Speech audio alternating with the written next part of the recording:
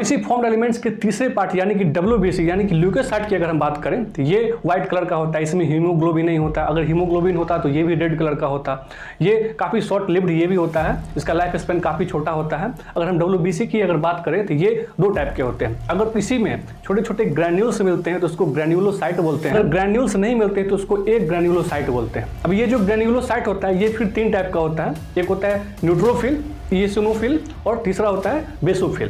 फिर ये जो एक ग्रैन्युलोसाइट होता है ये फिर दो टाइप का होता है, मोनोसाइट और लिम्फोसाइट। अगर हम पहले ग्रैन्युलोसाइट की अगर बात करें न्यूट्रोफिल के बारे में, ये फैगोसिटिक होता है यानी कि सूडोपोडिया बनाता है, अमीबा की तरह फॉल्स फीड निकालता है और कोई भी अगर बैक्टीरिया हो तो उसको सूडोपोडिया बना करके अपने अंदर लेता है और लाइसोजाइम उसमें डाल करके उसको खत्म कर देता है, उसको बैक्टीरिया को मार देता है।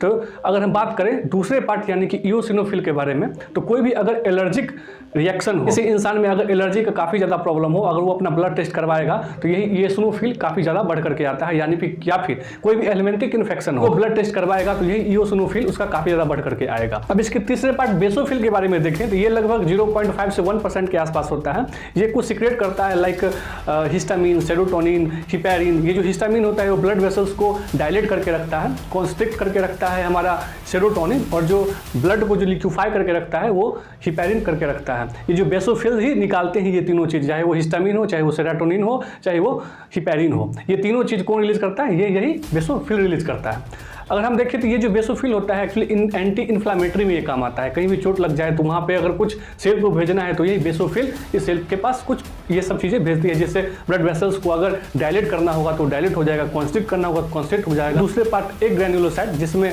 मैंने बताया था लिम्फोसाइट होता है और एक मोनोसाइट होता है। ये जो मोनोसाइट होता है ये ठीक न्यूट्रोफिल की तरह काम करता है, फैगोसिटिक होता है, ये जर्म को खा जाता है। लगभग 6 से 8% के लगभग होते हैं ये। दूसरी अगर हम बात करें तो लिम्फोसाइट, दो टाइप का लिम्फोसाइट होता है, एक बी लिम्फोसाइट होता है, टी लिम्फोसाइट होता है। अब ये बी लिम्फोसाइट, टी लिम्फोसाइट होता है, बेसिकली ये जो होते हैं ये हमारे बॉडी को डिफेंस देता है। यानी कि अगर अल्टीमेटली बात करें तो ये जो WBC होता है ये हमारी बॉडी का सोल्जर है। ये जो बीमारियों से जो लड़ता है वो इसी WBC ही लड़ता है। यानी कि अगर कोई टाइप का इन्फेक्शन हो, कोई टाइप का अगर बीमारी हो, ब्लड में कोई तरह का इन्फेक्शन हो तो WBC के ये सब सारे पार्ट्स बढ़े हुए आते हैं। अगर ये वीडियो आप पूरा देखना चाहते हैं तो इसी वीडियो के डिस्क्रिप्शन बॉक्स में इसका लिंक मिल जाएगा, आप वहाँ पे जाएं, इस लिंक को क्लिक करेंगे, ये वीडियो आपको काफ़ी इन्फॉर्मेशन देगा। जरूर जाएं और जरूर क्लिक करें।